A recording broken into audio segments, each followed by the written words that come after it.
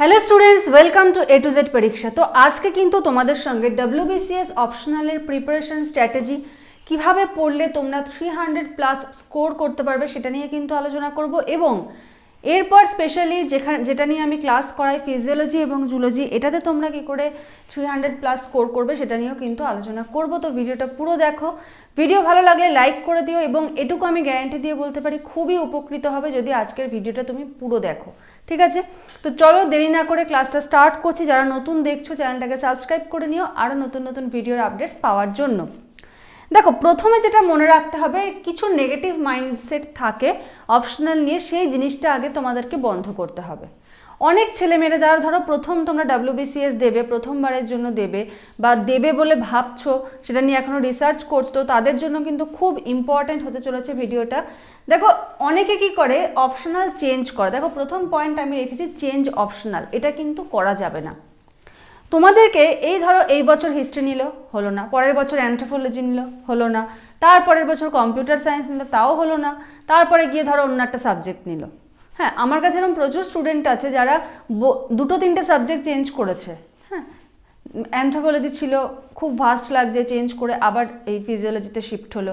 তো এতে কি হয়, সময়টা নষ্ট হয়। এই যে একটা বছর দুটো বছর তোমার চলে যায়, কারণ একটা অপশনালের প্রিপারেশন খুব ভালো করে করতে গেলে 1 থেকে 1.5 বছর হাতে সময় রাখতে হবে। এবার তুমি যদি এক একটা অপশনালের পেছনেই তুমি 1 বছর 1.5 বছর করে দিয়ে দাও, তাহলে কি হবে, তুমি মেইন যেটা তোমার টার্গেট বা যেটা যখন তুমি আসলটাতে গিয়ে পৌঁছাবে তখন কিন্তু তুমি সেই সময়টা, তো টাইমটা কিন্তু নষ্ট করা যাবে না। তো অপশনাল চেঞ্জ মানে অপশনাল চুজ করতে গেলে তাহলে কি জিনিসগুলো মাথায় রাখতে হবে সেটা আমি বলবো। এটা হলো নেগেটিভ জিনিস, যে চেঞ্জ অপশনাল কিন্তু বারবার করে চেঞ্জ করা যাবে না। একবার ঠান্ডা মাথায় বসে, তাতে তোমার 10 দিন সময় লাগুক, তোমার 15 দিন সময় লাগুক, তুমি 15 দিন হাতে সময় নাও, নিয়ে অপশনাল চুজ করো। একটা বছর সময় নষ্ট হওয়ার থেকে 15 দিন সময় নষ্ট হওয়া কিন্তু অনেক ভালো। হাতে সময় নিয়ে কিন্তু অপশনালটা চুজ করো। ভ্যালু অফ টাইমকে ভ্যালু দাও। আজকে আমি হিস্ট্রি নিলাম, সবাই হিস্ট্রি নিচ্ছে বলে, আমি একটা সায়েন্সের স্টুডেন্ট, আমি হিস্ট্রি নিলাম, যেখানে আমার হিস্ট্রি কোনোদিন আগে ভালো লাগতো না।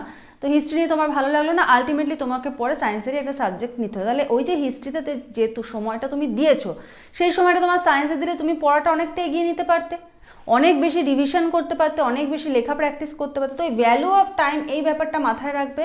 আর বারবার অপশনাল চেঞ্জ করবো এই ব্যাপারটা মাথায় না রেখে, হাতে 15 দিন 1 মাস সময় নাও, ঠান্ডা মাথায় রিসার্চ করো, করে অপশনালটা কিন্তু চুজ করো। বারবার কিন্তু আমি এই কথাটা বলছি। নেক্সট দেখো, ওল্ড স্টাডি মেথড, ঠিক আছে? মানে গতানুগতিক যে লেখাগুলো চলে আসছে, ধরো গদবাদা লেখা, কোনো পয়েন্ট নেই। আজকে আমি তোমাদের ডেমো নোটস দিয়েও দেখিয়ে দেবো, ঠিক আছে? কোনো পয়েন্ট নেই, কোনো কিচ্ছু নেই, যেরকম খুশি সেরকম একটা লেখা তুমি লিখে দিলে, একটা কোশ্চেনের শেষে এক ঢালা লিখে দিলে, এক্সামিনার বুঝতেই পারলো না তুমি ওখানে কি লিখেছো। হয়তো তার অত পড়ার ধৈর্যই নেই, হতেই পারে যে খাতা দেখছে তার ওই প্রশ্নটা পড়ার কোনো ধৈর্য নেই। সে কি করবে, গড়ে সাইজ দেখে একটা নাম্বার দিয়ে দেবে, ঠিক আছে? 1.5 পাতা লিখেছে, ঠিক আছে, এত মার্কস দিয়ে দিই। সে কিন্তু বুঝতে পারলো না তুমি ওখানে কোন ম্যাটেরিয়াল অ্যাড করেছো, কি কি ইনফরমেশন দিচ্ছ। তো সেই জায়গাটা কিন্তু তোমাকে সেরকমভাবে লিখতে হবে। কিভাবে লিখবে সেটাও আমি বলে দেবো, যাতে তোমার এক্সামিনারের অ্যাটেনশন ওখানে যায়, তোমার স্কোরটা এখানে ভালো আসে। নেক্সট দেখো, ল্যাক অফ রাইটিং। এই কথাটা তো আমি আমার প্রত্যেকটা স্টুডেন্টকে ইচ অ্যান্ড এভরিডে বলি, যতটা না পড়বে তার থেকে বেশি লেখো। উইকলি যে টার্গেট আমি দিচ্ছি, সেই টার্গেটে তোমরা কি করো, ওইটাই তুমি 2-3 বার লেখো। তুমি দেখে দেখে লেখো, না দেখে লেখো, তোমার ব্যাপার, বাট তুমি লেখো। তোমার মুখস্থ হচ্ছে না, তুমি সময় নেই মুখস্থ করা, তুমি দেখে দেখেই লেখো 2 বার, তাহলেও হবে, কিন্তু লেখো। তোমার পড়ার দরকার নেই, তুমি লেখো। কারণ এটা হলো সব থেকে মেইন ব্যাপার। কারণ তোমাদের কম্পিটিশন শুধু তুমি যে সাবজেক্ট নিচ্ছ সেই সাবজেক্টের মধ্যে না, আরও অনেকে কিন্তু অপশনাল নিচ্ছে। তো কোশ্চেন কিন্তু প্রত্যেকের কাছে জানা থাকে, সময়ের মধ্যে যে লিখে কমপ্লিট করে আসতে পারবে সেই কিন্তু এখানে গেইনার। কারণ প্রত্যেকে কোশ্চেন জানে, প্রত্যেকে অ্যান্সার জানে। একটা WBCS এর মেইনস দিচ্ছে মানে সে না পড়ে দিচ্ছে এটা কিন্তু নয়, তার প্রিপারেশন আছে বলে সে মেইনস দিচ্ছে। তো মেইনস যখন সে দিচ্ছে তাহলে আমাকে সেরকমভাবে দিতে হবে। আমি কোশ্চেন সমস্ত জানি, আমি অ্যান্সার সমস্ত জানি, আমি কি করলাম, আমি লেখার টাইম পেলাম না। আমি এরকমও শুনেছি কোশ্চেন হল থেকে, ম্যাম লেখাটা একটু প্র্যাকটিস করতে হতো, উত্তর সব জানা ছিল, আমি লিখে কমপ্লিট করতে পারিনি। খুব খারাপ লাগে এই কথাটা যখন শুনি কোনো স্টুডেন্টের কাছ থেকে, যে তোমাকে তো বাবা আমি বলেছিলাম প্রথম দিয়ে লেখো লেখো লেখো। লিখতে হবে কি, চোখ বন্ধ করে অপশনালের জন্য শুধু লিখে যাও, যে অপশনালই হও তুমি, কোনো কিচ্ছু আর কোনো দিকে তাকানো নেই। তো এগুলো হলো নেগেটিভ জিনিস যেটা স্টুডেন্টরা করে না। কি করে, বারবার অপশনাল চেঞ্জ করে, ভুল জিনিস।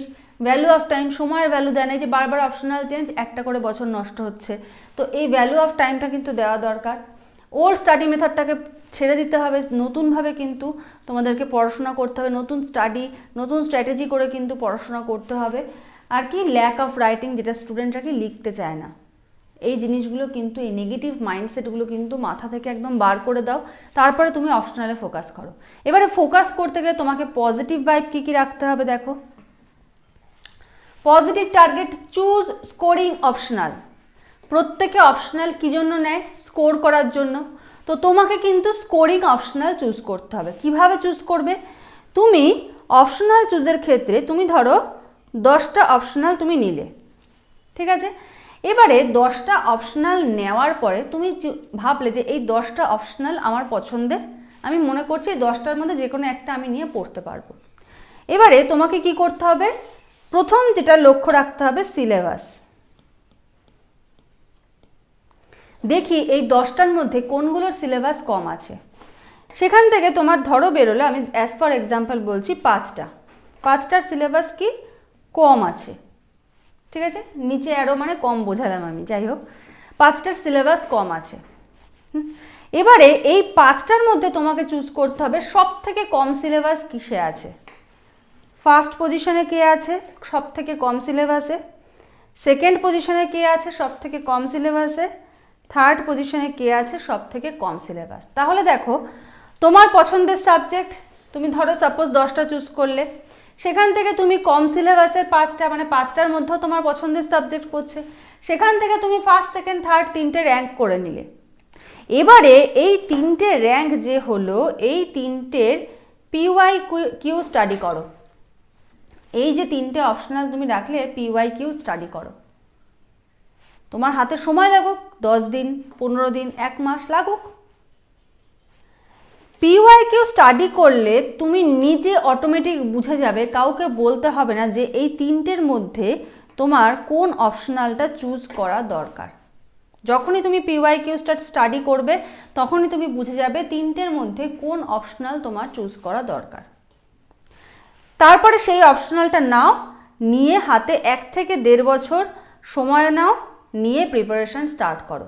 কারণ দেখো, তো বোঝা গেল, আচ্ছা টাইমের ব্যাপারটা আমি আসছি পরে। আচ্ছা তাহলে বোঝা গেল কিভাবে অপশনালটা চুজ করবে। স্কোরিং অপশনাল চুজ করো, সিলেবাস দেখো, সিলেবাস ওয়াইজ একটা র্যাঙ্কিং করো, ঠিক আছে? বাকিগুলোকে এলিমিনেট করে দাও, মানে এলিমিনেশন মেথড আর কি।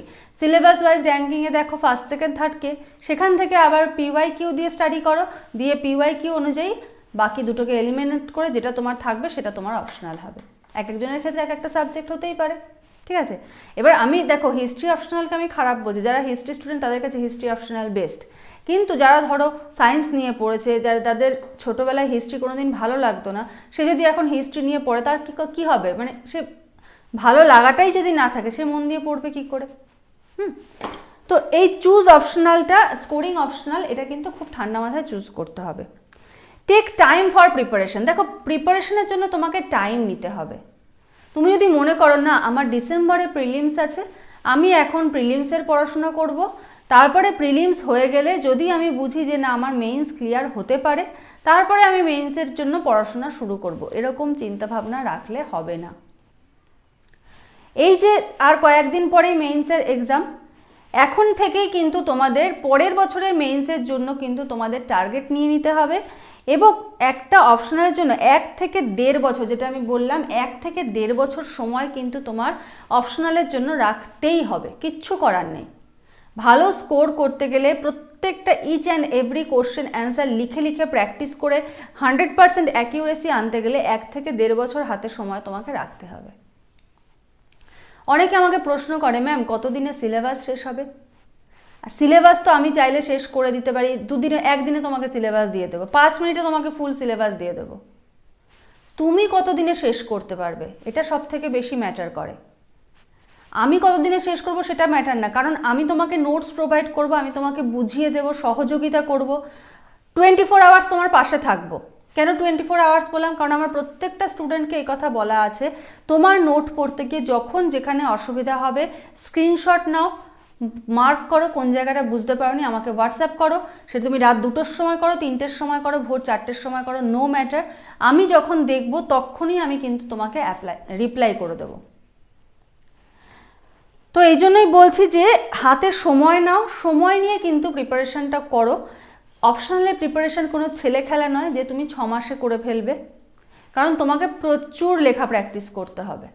তুমি একটা অফিসার হতে যাচ্ছ, তার জন্য তুমি খাটবে না, এটা তো হয় না, তাই না? গ্রুপ এ, গ্রুপ বি, গ্রেজুয়েটেড লেভেলে তুমি অফিসার হবে, তার জন্য তোমাকে যথেষ্ট পরিমাণ পরিশ্রম করতে হবে। সেই পরিশ্রমটা যে দিতে পারে সে গেইনার।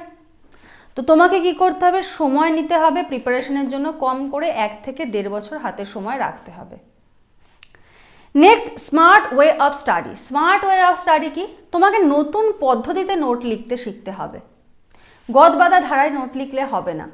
কত রকম ভ্যারাইটি করে তুমি নোট লিখতে পারো, কোথায় তুমি ফ্লোচার্ট দিতে পারো, কোথায় তুমি ছবি দিতে পারো, কোথায় তুমি মাইন্ড ম্যাপ করে নোট লিখতে পারো, এই জিনিসগুলো তোমাকে লেখার সময় শিখতে হবে। কিভাবে লেখা প্র্যাকটিস করবে সেটার উপর আমি অনেক আগে একটা ভিডিও দিয়েছিলাম, আমি আবার তোমাদের একটা ভিডিও বানিয়ে দেব যে কিভাবে লেখা প্র্যাকটিস করতে হবে।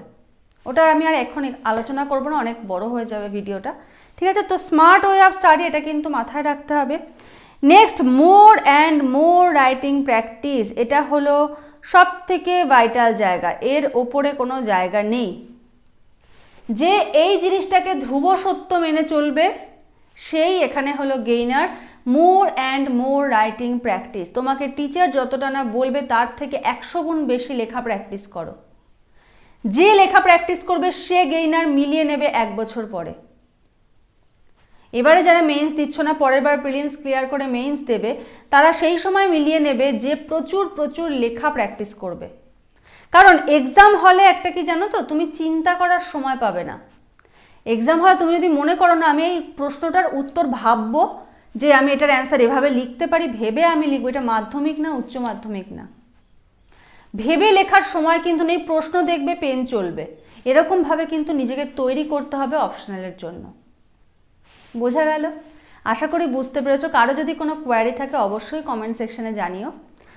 তো এই গেল হলো ওভারঅল অপশনালের কথায়। এবার আমি একটু আমার সাবজেক্টে আসি। দেখো, ফিজিওলজি আর জুলজি অপশনাল। এখানে দেখতে পাচ্ছ আমি একটা ডেমো নোটসের ছবি এখানে তোমাদের দিয়েছি। এটা একটা পার্থক্য রয়েছে, এখানে এগুলো সব প্রিভিয়াস ইয়ার কোশ্চেনের সলিউশন চলছে। আচ্ছা দেখো, ফিজিওলজি আর জুলজির অপশনালটা, ফিজিওলজির অপশনাল তো বহুদিন ধরে চলছে। জুলজির অপশনাল আগের মান্থেই নিউ ব্যাচ কিন্তু স্টার্ট হয়েছে, এর আগে একটা ব্যাচ আছে আর এটা হলো সেকেন্ড ব্যাচ, নিউ ব্যাচ কিন্তু স্টার্ট হয়েছে। তো ফিজিওলজি অপশনালের নিউ ব্যাচ মঙ্গলবার থেকে ক্লাস। যদি কেউ ক্লাসে জয়েন হতে চাও, স্ক্রিনে যে নাম্বার দেখতে পাচ্ছ সেই নাম্বারে যোগাযোগ করে সমস্ত ডিটেলস জেনে নিয়ে কিন্তু ক্লাসে জয়েন হয়ে যেতে পারো।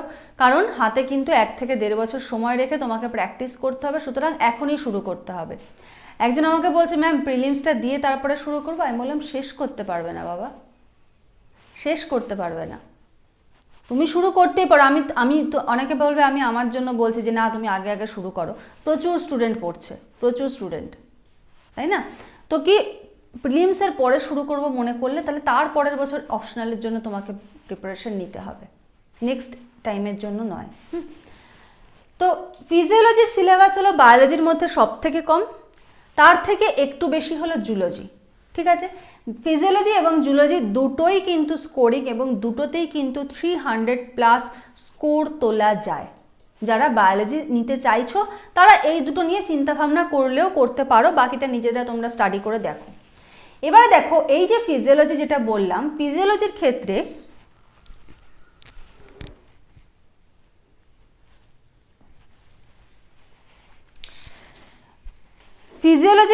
আমি বলে রাখি যে সিলেবাস রয়েছে, প্রত্যেকটা জিনিস কিন্তু তোমরা প্লেলিস্টে পেয়ে যাবে। WB অপশনাল ফিজিওলজি বলে প্লেলিস্টে ফিজিওলজি প্রচুর ভিডিও পেয়ে যাবে, ভিডিওগুলো দেখো, ক্লাসগুলো দেখো, যদি ভালো লাগে তাহলে যোগাযোগ করো। WBCS অপশনাল জুলজি প্লেলিস্ট পেয়ে যাবে, প্লেলিস্টে যাও, ক্লাস দেখো, ঠিক আছে, স্ট্র্যাটেজিগুলো দেখো, সিলেবাস দেখো, দেখে যদি মনে হয় যে না হ্যাঁ আমার নেওয়ার মতো বা ম্যামের সঙ্গে যোগাযোগ করতে চাইছি, তাহলে তুমি যোগাযোগ করো, ক্লাসগুলো দেখো, ভিডিওগুলো দেখো আগে, ঠিক আছে? তো দেখো, ফিজিওলজি আর জুলজি অপশনাল, এখানে আমি কিছু ডেমো নোট দিয়েছি। দেখতেই পাচ্ছ নোটগুলো একদম স্মার্ট ওয়েতে কিন্তু তৈরি করা হয়েছে।